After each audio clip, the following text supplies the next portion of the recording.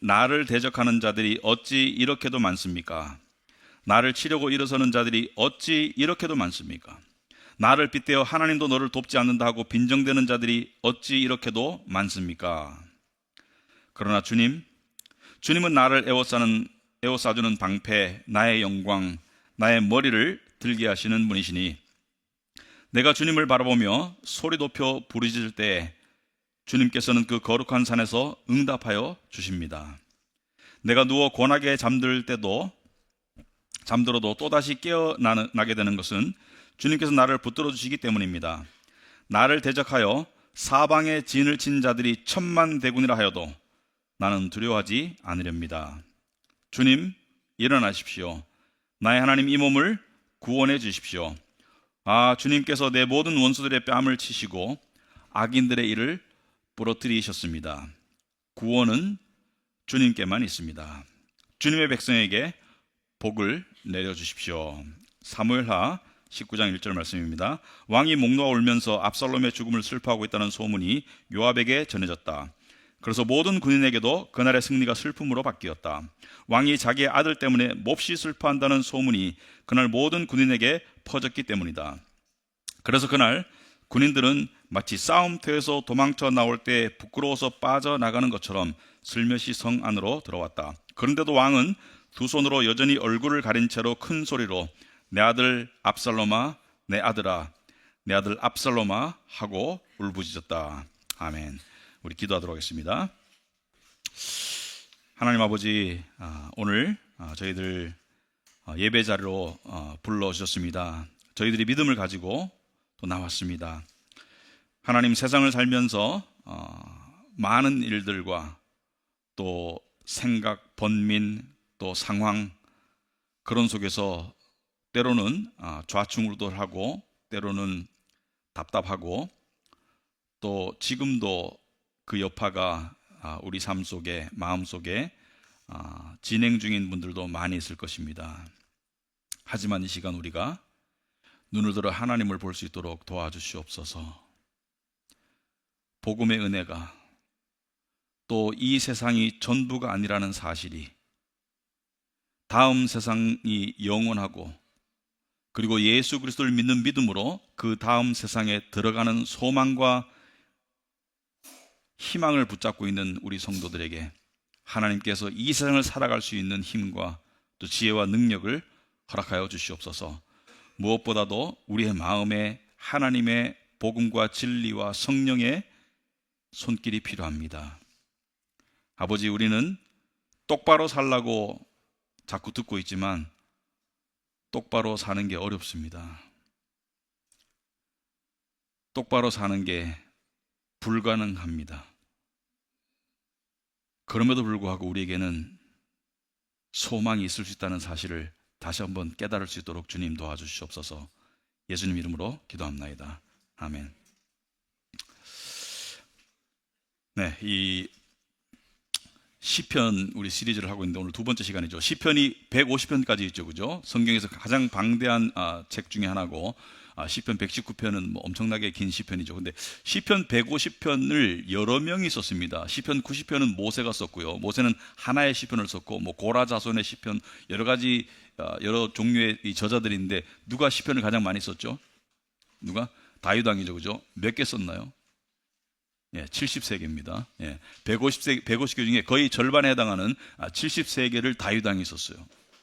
근데 이 시편을 보면은 어떤 시편은 이렇게 이제 시편에 뭐 고통, 슬픔, 기쁨 여러 가지 인간의 그 희로애락에 관한 내용이 나오는데, 왜냐하면 인생을 투영한 것이 시편이거든요. 근데 시편에 애가가 많이 나오고 고통에 관한 시편이 많이 나온다는 것은 인생에는 슬픔과 고통이 많다는 것을 방증하기도 하는데, 이 어떤 시편은 이 시편들 중에 또 상당수의 시편이 배경 스토리가 있습니다. 대표적으로 시편 51편을 보시면은 이렇게 나와 있어요. 다윗이 우리아의 아내 밧세바와 간음하고 우리아를 살인했잖아요, 그죠? 살인 교사하고 난 다음에 나단 선지자로부터 하나님의 꾸준함을 듣고 난 뒤에 쓴 회개의 시가 시편 51편이에요. 그러니까 배경 설명이 나와 있습니다. 책에 보면은 성경책에 나와 있어요. 오늘 시편 3편에 이 부제가 뭐라고 달려 있습니까? 이 주보에도 써놓은 것 같은데 보면 뭐라고 달려 있어요? 다윗이 그의 아들 압살롬을 피할 때 지은 시다. 그러니까 압살롬을 피할 때 지은 시가 오늘 시편이에요. 자, 다윗은 수많은 인생이 파란만장했죠, 그죠? 수많은 우여곡절을 겪은 사람인데, 이 다윗은 이 많은 전쟁을 치렀고요, 죽을 고비를 여러 번 넘겼고요, 심지어 미친 척해서 자기 목숨을 구한 적도 있고요. 그것도 시편에 써 있어요. 이 블레셋 왕 때문에 막 침을 질질 흘리면서 미친 척 해가지고 목숨을 건지고 난 다음에 살고 난 다음에 쓴 시편도 있고요. 그러니까 다윗은 너무 파란만장한 인생을 살았는데, 이 다윗이 정말로 하고 싶은 일 중에 하나가 이거였습니다. 하나님의 성전을 짓겠다. 내가 하나님의 성전을 지어야지. 내 집은 좋은데 하나님의 성전이 아직 성막 가운데 있으니까 내가 성전을 지어야지. 근데 나단 선지자가 와서 뭐라 했습니까? 네 생각은 기특하지만 너는 짓지 말고 네 아들이 지을 거야. 왜? 너는 피를 너무 많이 흘렸어. 너는 사람을 너무 많이 죽였어. 자, 그런데 이 다윗의 인생에서 가장 커다란 죄, 다윗도 여러 가지 죄를 지었지만 가장 커다란 죄는 단연코 자기의 신복인, 그러니까 이 죄도 경중이 있잖아요, 그죠? 정황적으로 봤을 때 사실 이 간음죄도 결혼한 여자와의 간음이 구약에서 가장 심각하게 다루는데, 결혼한 여자의 간음죄도 뭐 모르는 타인이 아니라 자기의 충복의 여자를, 그러니까 이 위압으로 강제로 불러다가 간음해서 임신시키고 그것을 은폐하기 위해서 살인 교사를 했죠. 우리아를, 너무나 충성스러운 신복 중에 하나인 우리아를 죽였어요. 사실은 추고 마땅합니다, 다윗은. 자, 그 엄청난 일을 저질렀던 그 다윗이 수많은 시편을 쓴 것 가운데 그것과 연결된 시편이 오늘 시편이에요. 오늘 시편인데, 자, 오늘 시편은 어떤 내용이냐면은 다윗이 아들 압살롬에게 쫓겨나가면서 쓴 시편입니다. 그러니까 다윗을 향한 반란이 있었어요. 역적 모의가 있었어요. 그래서 이스라엘 백성의 상당수가, 그러니까 절반보다 훨씬 많은 숫자가, 그리고 다윗의 신하들 중에, 충복들 중에 과반수 이상이, 그러니까 상당수가 압살롬 편을 들어가지고 반란을 일으켜요. 그래서 압살롬에게 쫓겨나가면서 쓴 시편이 시편 3편입니다. 다른 사람도 아닌 자기 아들에게 쫓겨나간 거예요. 그래서 이 압살롬은 미리 이 작전을 했죠. 이것을 염두에 두고 이스라엘 백성들의 마음을 얻기 위해서, 그들의 환심을 사기 위해서 노력했고요. 그리고 이 긴 세월 동안 이것을 위해서 이렇게 꿍꿍이 속을 가지고 이것을 움직여서 이런 상황을 만들었고요. 급기야는 다윗의 충복들이, 다윗의 충신들이 압살롬을 왕으로 추대했고요. 그리고 이스라엘 사람들의 상당수가, 반은 훨씬 넘는 수가 압살롬 편을 서서 다윗이 수적으로도 불리하고, 그리고 예를 들어서 전쟁이 나서 적군이 쳐들어와서 이런 상황을 겪는 거하고 내부적으로 반란이 일어난 거하고는 차이가 나는데, 다윗은 그것을 넘어서서 그 반란의 괴수가 아들입니다. 남도 아닌 아들이에요. 그래서 매우 불리한 상황에 처해 있습니다. 수적으로, 세력적으로, 그리고 심정적으로 매우 수치스럽고 고통스러워. 왜? 아들이 반란을 일으켰어요. 자, 그래서 그때 상황을 머리에 그리면서 이 시편을 한번 읽어보자. 자, 1절에 보시면은, 주님, 나를 대적하는 자들이 어찌 이렇게도 많습니까? 이 말은 단지 적의 숫자가 많다는 뜻이 아니라, 이 말의 또 다른 의미는 내 백성 중에, 내 부하들 중에, 내 신하들 중에 저쪽을 따르는 사람들이 왜 이렇게 많습니까? 내 편이 왜 이렇게 적습니까? 그것을 내포하고 있어요. 여러분 생각해 보세요. 내가 다스리던 백성이 나에게 반기를 들었어요. 기분 좋을 왕이 없겠죠. 내가 부리던 신하들이, 내가 관직을 주고 나를 봉사하고 나에게 충성인 줄 알았던 신복들 중에 반 이상이, 훨씬 많은 요직의 인물들이 나를 향해서 반기를 들었다. 이건 굉장히 충격이고 굉장히 자존심 상하고 굉장히 수치스럽고 고통스럽고 말로 할 수가 없죠. 나를 치려고 일어서는 자들이 어찌 이렇게도 많습니까? 많아요. 근데 2절에 보면 나를 빗대어, 여기서 빗대라는 것은 조롱해서 하나님도 너를 돕지 않는다. 여러분, 믿는 사람에게 들을 수 있는 최악의 말 중에 하나가 하나님 너를 안 도와. 이 말을 누가 하고 있는 거예요? 자기의 신복들이.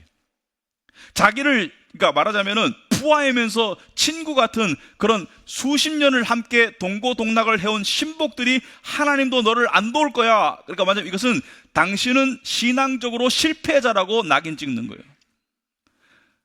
왜냐하면 이들은 이따가 설명하겠지만 이 일의 발단을 알고 있기 때문에 다윗을 향해서 당신은 도덕적으로 잘못된 사람이고 하나님도 너를 돕지 않을 거야 하고 빈정대는 자들이 어찌 이렇게도 많습니까? 한둘이 아니고 자기의 신복 중에 이렇게 돌아서서 그리고 자기를 향해서 손가락질하면서 빈정대는 사람들이 이렇게 많습니까? 여러분, 다윗의 입장에 한번 대보세요.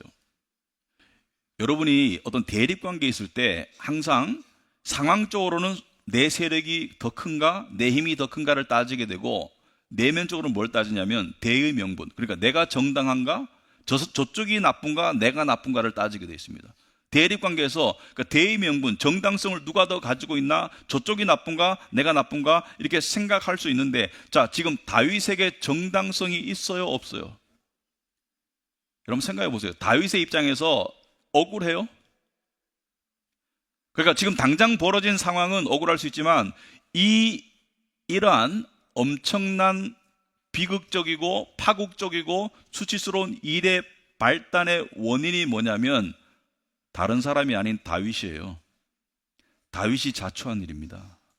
그래서 압살롬 편의 선자들이 다윗을 향해서 하나님도 안 도울 거야 이렇게 말하는 거예요. 왜냐하면 아까 얘기했듯이 다윗의 일생에서 가장 커다란 죄악은 충복의 아내를 성폭행하고, 거의 성폭행 수준이에요. 내가 봐서는 상대방 합의가 아니니까.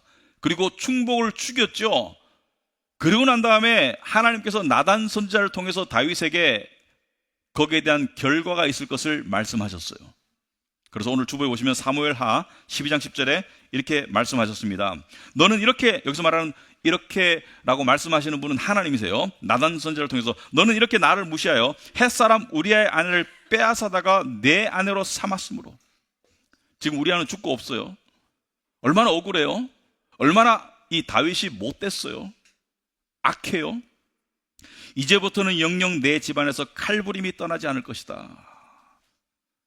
다윗의 아들 4명이 죽습니다. 압살롬은 다윗의 아들을 죽인 아들이에요. 그러니까 네 집안에서 칼부림이 떠나지 않을 것이다. 주님께서 또 이렇게 말씀하십니다. 11절에 내가 너의 집안에 재앙을 일으키고, 지금 겪고 있는 압살롬의 반란도 가장 커다란 재앙 중에 하나예요. 재앙을 일으키고 네가 보는 앞에서 내가 너의 아내들도 빼앗아 너의 가까운 사람에게 주어서 그가 대낮에 너의 아내들을 욕보이게 하겠다. 너는 비록 몰래 그러한 일을 하였지만 나는 대낮에 온 이스라엘이 바라보는 앞에서 이 일을 하겠다. 이 막장 드라마인데요. 무슨 말이냐면은 다윗이 이 예언을 들었을 때 이 예언의 이 당사자가 자신과 압살롬이라는 것은 몰랐어요. 하나님께서 그렇게 구체적으로 알려진 않았지만 다윗은 우리아의 아내를 몰래 데려다가 간음했지만 네 아내들을 너와 가까운 자가 이스라엘이 보는 대낮에 범할 것을 이야기하고 있습니다. 이것은 어떻게 성취가 되나요? 다윗이 왕궁을 황급히 빠져나올 때 죽을까봐 자기 후궁 10명을 황궁에 내버려둬요. 상징적으로. 무슨 말이냐면은 나는 떠나지만 후궁을 내버려 두면서 이 왕궁은 내 것이라는 것을 상징적으로 내버려 뒀는데, 이 후궁 10명을 압살롬이 궁전 위에 텐트를 쳐놓고 그 위에서 이스라엘 백성들이, 물론 그 장면 자체를 본 게 아니라 안에서 무슨 일이 일어나고 있는지를 천막을 쳐진 상태에서 보고 있는 중이에요. 그 안에서 자기의 아버지의 후궁 10명을 다 범합니다. 압살롬의 입장에서는 아버지의 영광과 권위를 완전히 꺾는 상징적인 아주 근친상간에 준하는 아주 역겨운 행동이었지만 이것 또한 예언에 따른 것이었어요. 하나님께서 예언하셨어요. 자, 다윗은 지금 여러분 다윗의 입장에서 여러분이 한번 생각해 보시기 바랍니다. 생각이 좀 필요해요.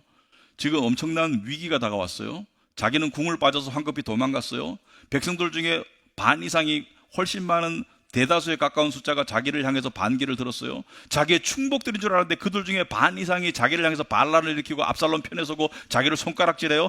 자, 이 사람들이 이렇게 하나님이 너를 돕지 않으실 거라고 손가락질 하는 이유는 뭐예요? 이들은 다윗의 악행을 알아요. 이들은 다윗이 밧세바와 간음한 걸 당연히 알고요. 나중에. 그리고 우리아가 왜 죽었는지도 당연히 알아요.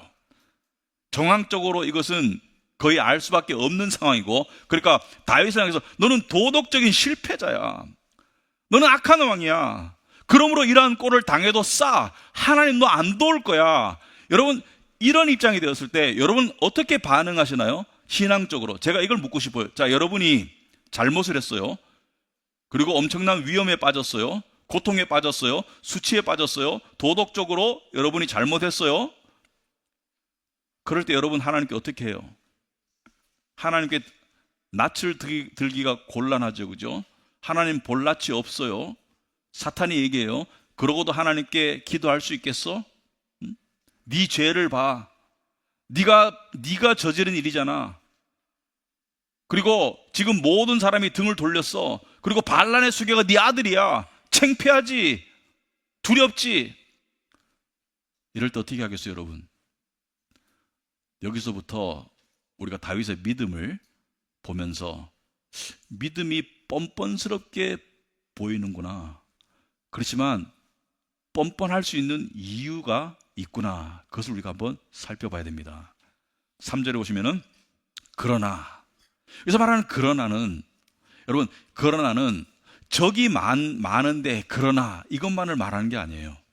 적이 많음에도 불구하고 그러나, 이것도 당연히 포함되지만은 여기서 그러나는 이 엄청난 파국적인 일이 저의 잘못으로 발생했습니다. 그러나 내 아들이 저에게 칼을 겨누었습니다. 그러나 저는 도덕적으로 실패했어요. 그러나 그 그러나는 이 모든 것을 함축하고 있어요. 이 그러나는 인간적으로 봐서는 저는 이런 일을 당해도 싸요. 그러나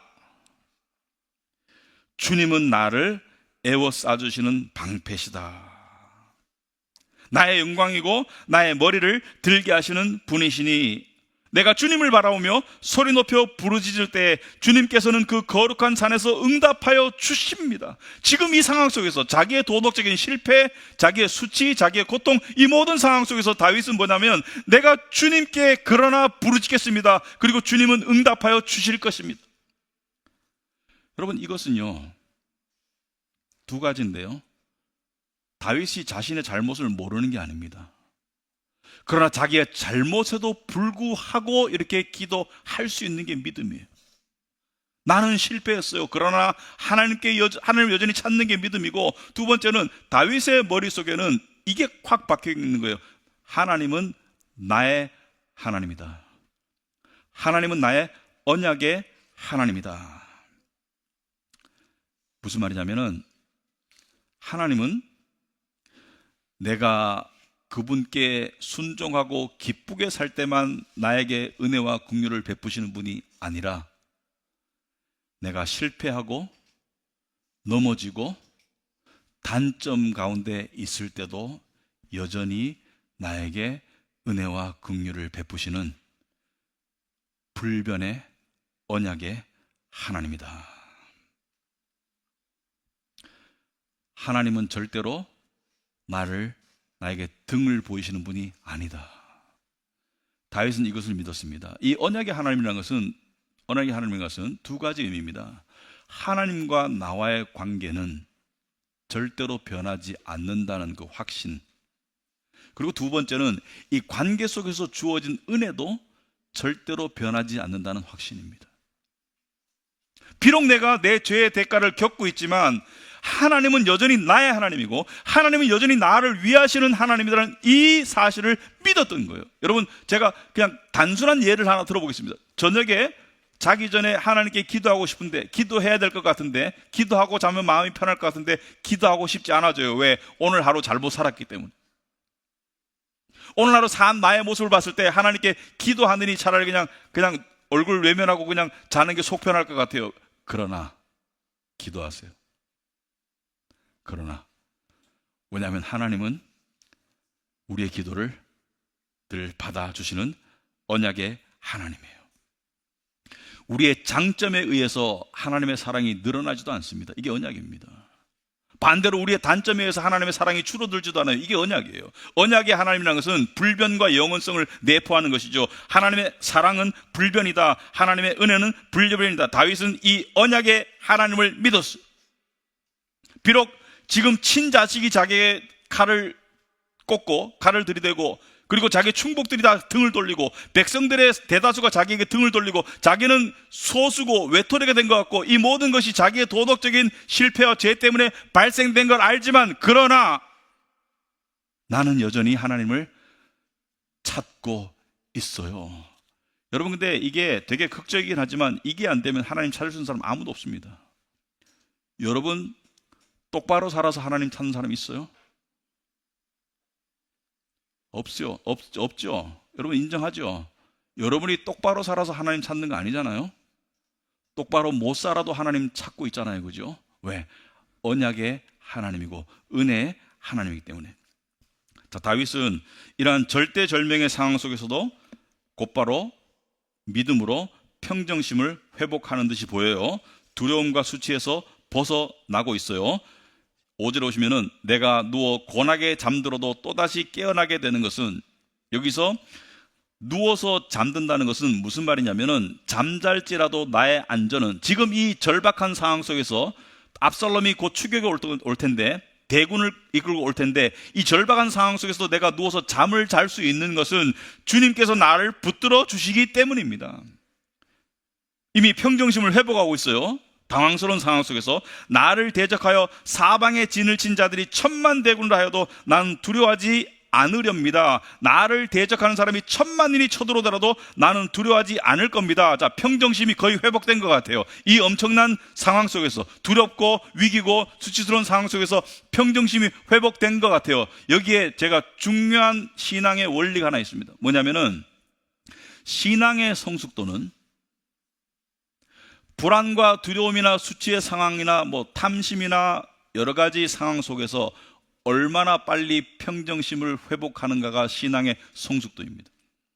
여러분 살다 보면 사람마다 다르겠지만 두려움, 불안, 또 무슨 어떤 여러 가지 탐심, 여러 가지 때문에 우리의 내면에 소용돌이가 있을 때가 있죠, 그죠? 소용돌이가 직장의 상황, 또 관계 속에서 또 여러 가지 자기의 걱정거리들, 그러니까 이 주기적으로 우리 안에 불안과 소용돌이가 있을 수 있어요. 그런데 그 속에서 얼마나 빨리 평정심으로 나아가느냐, 하나님을 통해서 평정으로 나아가느냐가 신앙의 척도예요.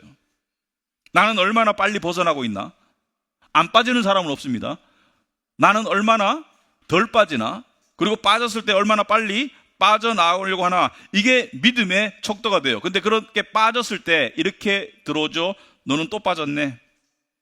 이건 너의 문제야. 이건 네가 자초한 일이야.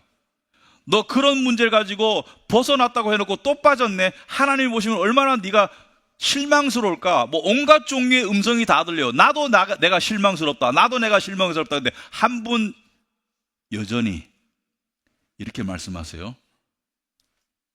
10번을 빠지든 1000번을 빠지든 구원은 내가 줄 수 있다. 믿음으로 나를 붙잡고 나오거라. 그 불안에서, 그 두려움에서, 그 자괴감에서 나오거라. 자, 내가 신앙생활을 10년을 했던 20년을 했던 그것이 여러분에게 어떤 자격을 주는 게 아니에요. 여러분은 항상 하나님 없이는 언제든지 빠질 수 있어요. 그리고 빠지게 됩니다. 신앙생활 10년, 20년 했다 해가지고 차이점은 있죠. 빨리 빠져나오는 차이점은 있지만은 안 빠지지 않습니다. 빠지게 되어 있습니다. 그래서 다윗은 평정심을 회복하고 나니까 이제 어떻게 돼요? 구체적으로 하나님께 기도하면서 확신을 얻게 됩니다. 자, 순서를 보세요. 이제 파국이 왔어요. 동요해요. 그 다음에 평정심을 회복했어요. 그 다음에 하나님 믿고 구원을 확신하게 됩니다. 7절 보시면은 주님 일어나십시오. 여기서 일어난다는 것은 의미적인 표현이죠. 저를 위해서 역사해 주십시오. 나의 하나님 이 몸을 구원해 주십시오. 주님께서 내 모든 원수들의 뺨을 치시고 악인들의 일을 부러뜨리셨습니다. 자, 부러뜨리지 않았는데 부러뜨리셨다라고 말하는 것은 일어날 일을 미리 땡겨서 믿는 믿음이다. 믿음은 이거예요. 바라는 것의 실상이다. 다윗은 승리를 하나님으로부터 응답받았어요. 그래서 다윗은 부하들에게 부탁하죠. 다 죽여도 압살롬은 죽이지 말아다오. 이렇게 부탁합니다. 왜? 승리를 확신했기 때문에. 그래서 8절에 구원은 주님께만 있습니다. 구원은 주님께만 있습니다. 여러분, 여러분의 삶 속에 어떠한 상황이 있든지 간에, 그것이 불안이든 상황이든 어떠한 상황이 있든지 간에 진정한 구원은 누가 줘요? 주님께만 있습니다. 주님이 구원을 주십니다. 그래서 주님의 백성에게 복을 내려 주십시오. 그래서 주님을 찾았고, 다윗은 여기서 주님의 백성에게 복을 내려달라는 것은 자기만을 위한 것이 아니라 이스라엘이 이 내분의 소용돌이에서 벗어나서 다시 평온한 이전으로 돌아갈 수 있도록 해 주십시오. 자, 이 기도가 응답되려면 어떻게 돼야 됩니까? 여러분, 조건상 어떻게 돼야 돼요? 적들이 다 죽어야 돼요. 그죠? 특히 반란의 괴수, 이스라엘 병사들은 뭐 괜찮지만 병사들은 다시 돌아올 거니까. 그러니까 반란의 괴수들은 다 죽어야 돼요. 반란의 지도자들은 다 죽어야 돼요. 근데 그 중에 누구를 포함해서?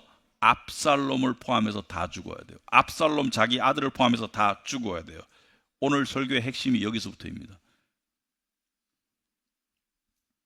다윗은 이 시편에서 자기를 대적하는 모든 원수들을 다 무찔러 달라는 것은 다 죽여달라는 거예요. 왜냐하면 당시의 전쟁에서는 죽임이 없이는 무찌를 수 없거든요.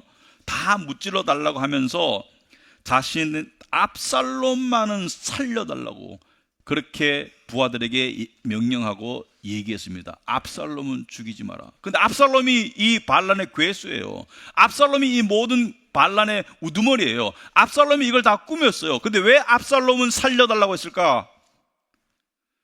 역사 속에서 보면 이 권력을 놓고 가족이나 부자지간이나 심지어 엄마가 아들을 죽인 경우도 있죠. 그죠? 권력을 가지려고. 그리고 자식이 부모를 죽이고 왕위를 찬탈한 경우는 동서양에 많아요. 그런 케이스들이. 근데 지금 압살롬 정도 되면 일반 왕이었으면 당연히 죽입니다. 아들이 하나만 있는 것도 아니고 당연히 죽여요. 사도세자 됐는데 당연히 죽입니다. 그런데 왜 압살롬은 살려주라고 했을까? 여러분, 다윗은 하나님의 마음에 합한 자예요. 다윗의 마음을 통해서 하나님의 마음을 우리가 볼 수 있기를 바란다. 자, 비록 이 모든 일을 저지른 장본인이 압살롬이고, 그렇지만 다윗은 압살롬을 저주하지 않았습니다. 다윗은 압살롬을 향한 사랑은 여전히 다윗 안에 있었어요.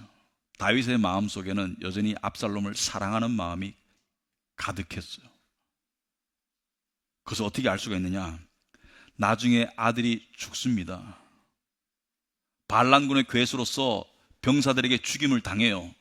그런데 그 소식을 전해들은 다윗의 반응이 오늘 사무엘하 19장이죠. 왕이 목 놓아 울면서 압살롬의 죽음을 슬퍼하고 있다는 소문이 요압에게 전해졌다. 자, 사무엘하 19장 1절 보시면 왕이 그냥 운 게 아니라 목 놓아 울었다. 여러분, 옛날에 왕이 이 백성들이나 신하들 앞에 눈물을 잘 안 보이죠. 눈물을 흘리더라도 그냥 이렇게 눈물을 이렇게 옥루가 흐르셨습니다. 이 정도지. 눈물이 흘렀다. 목 놓아 운다는 것은 엉엉 운다는 거예요. 옛날에 왕들은 체신이 있기 때문에 그렇게 안 울었어요. 4절에 보시면은 이렇게 나와 있습니다. 그런데도 왕은 두 손으로 여전히 얼굴을 가린 채로 큰 소리로 내 아들 압살롬아, 내 아들아, 내 아들 압살롬아 하고 울부짖었다. 여러분, 여기 남자분들, 특히 성인 남자분들 이렇게 얼굴 가리고 울어본 적이 언제예요? 얼굴 엉엉엉 운 적이 있어요? 저는 기억이 없는 것 같아요. 그러니까 눈물을 흘린 적은 있지만은 얼굴 이렇게 감싸고 막 엉엉 울어본 적은 없는 것 같아요. 하물며 이 고대 사회, 가부장적인 사회에서 왕이 두 손으로 얼굴을 가리고 엉엉 울었다. 이것은 정말 이 체면이고 뭐고 없는 거예요. 그 심정을 그대로 표현한 거예요. 자식에 대한 안타까운 심정을, 자기 등에 칼을 꽂으려고 했던 그 자식에 대한 안타까운 심정을 표현하면서 엉엉 울부짖었어요. 다윗은 압살롬이 안 죽길 바랐습니다. 다윗은 심지어 아마도 자기가 죽을지언정 압살롬은 살기를 바랬을 거예요. 여기서 우리는 사랑에 관한 아주 중요한 사실을 알 수 있습니다. 이 세상에서는 잘 존재하지 않는 사랑인데, 보세요. 여러분이 사랑의 관계에 있는 사람이 여러분에게 기쁨을 주면 기분이 좋아요. 그런데 고통을 주면 아파요. 그러나 진짜 사랑하는 관계에서는 기쁨과 고통이 사랑의 근간이 아니에요. 그 존재지.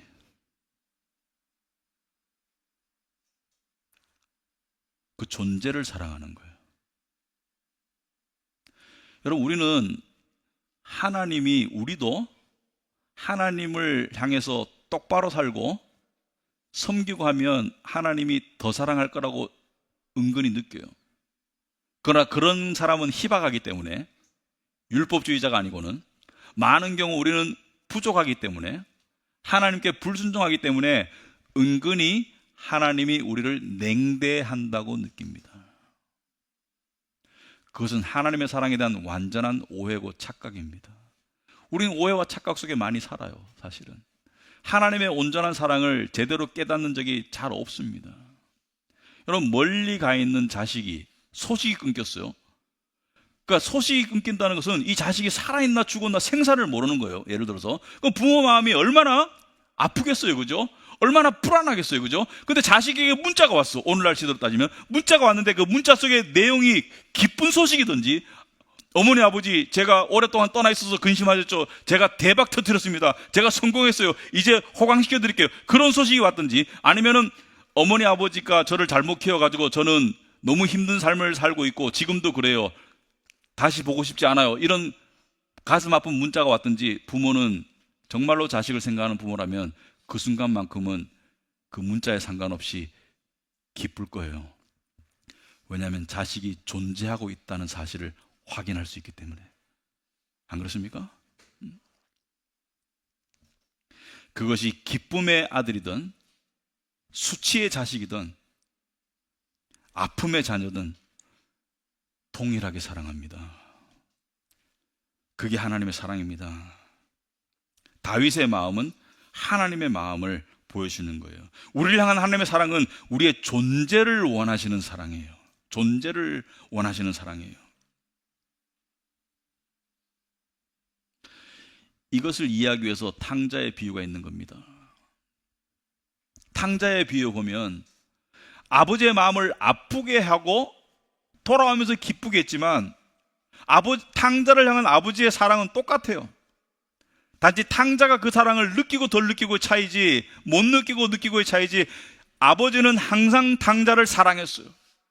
그래서 탕자가 돌아왔을 때 기뻤는 거예요. 자, 이 아버지한테 당신은 아들을 언제 제일 사랑했어요? 당신을 아프게 할 때, 유산 달라고 땡깡 쓸 때, 그리고 멀은 데 가서 나쁜 짓 할 때, 그때 그때도 사랑했어요? 아버지 이렇게 말할 거예요. 나는 내 아들을 한 번도 안 사랑한 적도 없고 덜 사랑한 적도 없고 나는 항상 내 아들을 사랑했어. 이렇게 말씀하시고, 그게 하나님 아버지의 마음이고, 그 마음을 닮은 다윗의 마음을 오늘 내용에서 볼 수 있는 거예요. 여러분이 하나님의 사랑을 이해하기가 어렵습니다. 왜냐하면 우리 상식으로는 납득이 안 돼요. 우리 상식으로는 이 인과관계가 있죠, 그죠? 그리고 이 급부의 관계가 있습니다. 말하자면 우리 인간관계에서 내가 부모 자식도 마찬가지예요. 내가 기쁘게 해주면 더 사랑하고, 내가 불순종하면 덜 사랑하고, 그게 대부분 느껴질 거예요. 우리 인간관계 속에 느껴질 거예요. 왜냐하면 이게 사실은 공평한 거예요. 이게 사실 공평한 거예요. 근데 왜 하나님은 우리가 잘해도 사랑하고 우리가 못해도 사랑하고, 그럼 하나님 왜 그렇게 하셔? 이거 너무 불공평한 거 아니야? 하나님은 공평의 기준이 없나? 하나님만큼 공평한 분이 없습니다. 이 세상에서, 이 우주 속에서 하나님만큼 공평하신 분이 없는데, 왜 하나님은 기쁘게 하는 자식도 사랑하고 하나님을 아프게 하는 자식도 사랑하고, 하나님은 왜 이렇게 불공평하셔? 이렇게 말하는 분이 있을 거예요. 근데 기쁘게 하는 자식도 사랑하고라고 말하지만 기쁘게만 하는 자식은 아무도 없습니다. 99.9%가 하나님을 아프게 하고 있어요. 근데 왜 사랑하세요?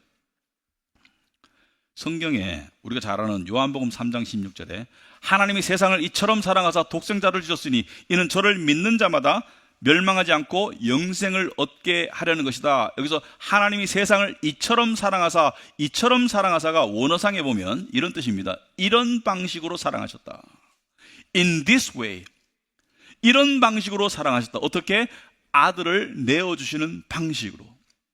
여러분, 이 아들을 내어준다는 거, 이것은요 세상에 있을 수도 없고 있어서도 안 되는 일이에요. 첫째는 이 아들은 의로운 아들입니다. 이 아들은 순종의 아들이고요, 이 아들은 이쁜 아들인데, 이 아들을 죽음 가운데로 내어주는 것도 말이 안 되는 엄청난 불공평이고요.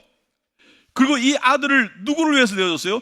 죄인을 위해서 내어준다는 것도 말이 안 되는 것이죠. 이 아들과 죄인을 왜 바꿔요? 아들과 원수를 왜 바꿔요? 너무나 불공평하잖아요, 그죠? 하나님의 아들을 향한 이 엄청난 불공평이 우리를 향한 무한대의 불공평으로 작용하고 있다는 것을 아세요? 이게 하나님의 공평입니다. 이 십자가의 불공평과 죄인을 향한 불공평이 만나서 하나님의 공평을 이루는 거예요. 여러분, 이 아들을 향한 불공평을 수치로 측량할 수 없습니다. 이건 무한대예요. 그렇다면 논리적으로 여러분과 저를 향한 하나님의 이 불공평한 언약의 사랑도 무한대입니다. 무한대예요. 우린 때때로 여기까지일 거야. 하나님의 인내심도 바닥이 나셨을 거야. 이제 하나님도 나를 적당히 포기하실 거야. 그렇게 우리는 그렇게 말하는 게 속 편해요. 왜? 그래야지 조금 내가 이해가 되는 것 같아요. 그러나 그것은 하나님의 사랑을 모르는 거예요. 하나님은 무한대로 불공평하게 여러분을 사랑하세요. 왜? 당신의 아들을 무한대로 불공평하게 버리셨기 때문에.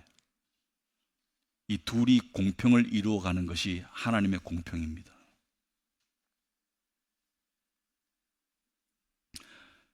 하나님은 우리 자식들이 생각합니다. 대한민국 사람들 특히 성공한 나를 부모님이 더 가까이 하시고 실패한 나를 부모님이 멀리 하신다고 생각해요. 그래서 성공한 자식은 부모에게 떳떳이 다가가지만 실패한 자식은 부모에게 잘 안 가려고 그래요. 전화도 잘 안 하려고 하고. 근데 정말 자식을 사랑하는 부모는 성공한 자식은 그 성공이 나에게 주는 급부보다 그 자식이 성공해서 살아가는 모습 때문에 자식을 사랑하고, 반대로 성공하지 못해서 힘들어 살아가는 자식을 보면 그 자식이 나에게 뭘 못해줘서 섭섭한 게 아니라 그 힘들게 살아가는 자식의 처지 때문에 자식을 안타까워하며 사랑하는 거예요. 성공과 실패가 사랑을 좌지우지 않습니다. 왜? 진정한 부모는 자식을 사랑하는 거예요. 자식의 성공을 사랑하는 것이 아니라 자식을 사랑하는 거예요.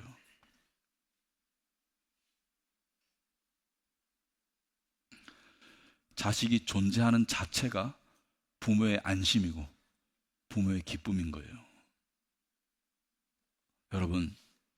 여러분은 얼마나 자주 여러분을 하나님께 보여드리나요? 마음을 가지고 하나님께 나아가나요? 하나님이 원하시는 것은 여러분의 성공이 아닙니다. 하나님이 원하시는 건 여러분이에요. 여러분을 하나님이 원하세요. 심지어 하나님은 우리가 태어나기 훨씬 전부터 우리를 사랑하셨어요. 그리고 지금도 사랑하시고 앞으로도 사랑하세요. 여러분, 말씀을 적용해 보겠습니다. 여러분이 가까운 가족 관계나 또는 교회 관계, 영적 언약의 관계죠. 가족도 언약의 관계예요. 그죠? 하나님이 맺은 언약의 관계예요. 그리고 부부도 언약입니다. 결혼도 언약이에요. 언약의 관계 속에서 왜 상대방을 사랑하나요? 왜 상대방을 사랑하나요? 여러분, IMF라는 우리 불행한 과거 속에 이런 불행한 일이 있었습니다. 뭐냐면은 오손도손 살던 부부가 IMF를 통해서 이혼율이 급증하게 됩니다. 근데 그전에는 본인도 몰랐을 거예요. 나는 내 남편을 사랑해. 왜? 돈을 잘 벌어오니까. 근데 생산성이 떨어지니까 사랑이 확 식어요. 그것은 남편을 사랑한 게 아니라 남편의 생산성을 사랑한 거예요. 그래서 옛날에는 내 아내를 사랑했어. 그때는 예뻤거든. 근데 다른 여자한테 마음이 갔어. 왜?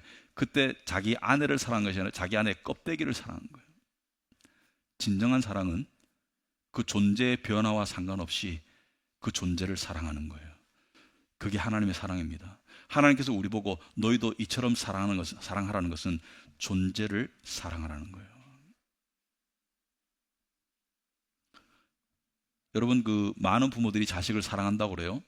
자식 사랑하지 않는 부모가 어디 있겠습니까? 그런데 자식이 공부 잘해가지고 성적표 좋으면은 막 입이 막 귀에 걸리다가, 자식이 막 성적이 안 좋으면 막 매질하고 분노하는 부모는 그 자식을 사랑하는 게 아니에요. 자식을 안 사랑한다는 것이 아니라 자식 사랑이 얕은 거예요. 그 자식의 공부 성적에 의해서 사랑하는 거예요. 여러분, 자식들에게 부모가 크리스찬 부모라면 꼭 주기적으로 해줘야 될 말이 있습니다. 나는 네가 성공하면 기분이 좋겠지. 그러나 그것에 관계없이 나는 네가 내 아들이라서 내 딸이라서 사랑해. 이 말을 해주고 자기도 그런 마음을 가져야 됩니다.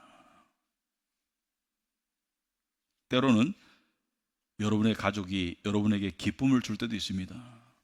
가족이 잘 되면 나도 기분이 좋잖아요, 그죠? 근데 때로는 여러분의 가족이 고통을 줄 때도 있어요. 그런데 항상 우리는 그 가족이기 때문에, 남편이기 때문에, 아내이기 때문에 사랑하는 것이지, 그 사람의 생산성이나 그 사람의 외모나 그 사람의 능력 때문에 사랑하는 것이 더 크다면 그것은 하나님의 사랑을 닮아가는 게 아닙니다. 이 때때로 자기의 못남 때문에 가장 가까워야 할 가족이나 심지어 하나님께 못 다가가는 사람들이 있어요. 쭈삣쭈삣하고 다가가도 별로 안 좋아할 것 같고. 근데 사람 사이에는 그럴 수가 있더라고요. 어떤 부모는 그래요. 어떤 부모는 그래요.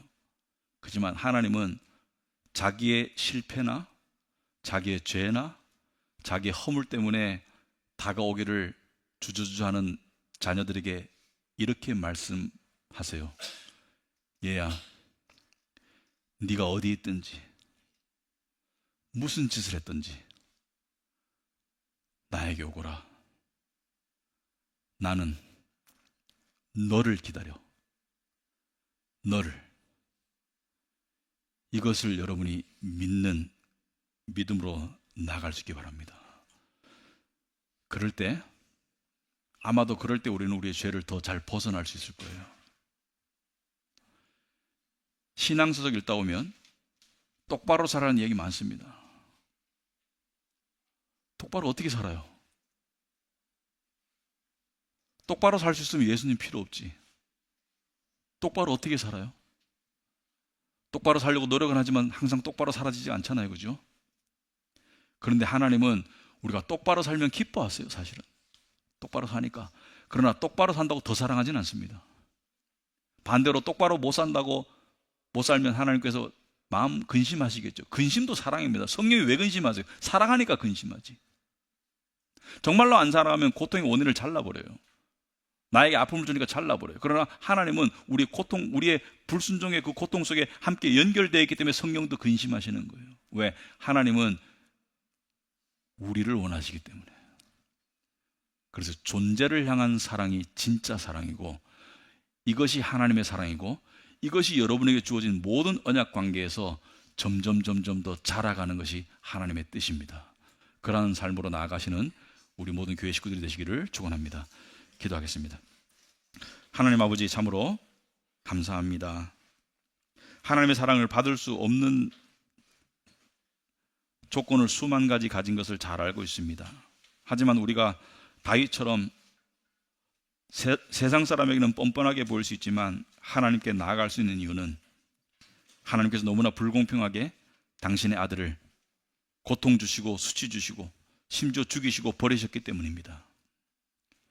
그래서 우리가 이 엄청난 은혜를, 이 무조건적인 불변에 취소할 수 없는 언약의 은혜를 입었습니다. 이 은혜 가운데 저희들이 살아가면서 하나님을 더욱더 깨우쳐가고 더욱더 알아가고 하나님의 은혜의 놀라움 속에 더욱더 빠질 수 있도록 주님 도와주시고, 그러므로 우리의 내면이 변해서 우리가 이웃을 대하는 방식이 율법적이고 계산적이고 자기중심적인 방식이 아니라 복음적으로 대할 수 있도록 주님 도와주시옵소서. 예수님 이름으로 기도합니다.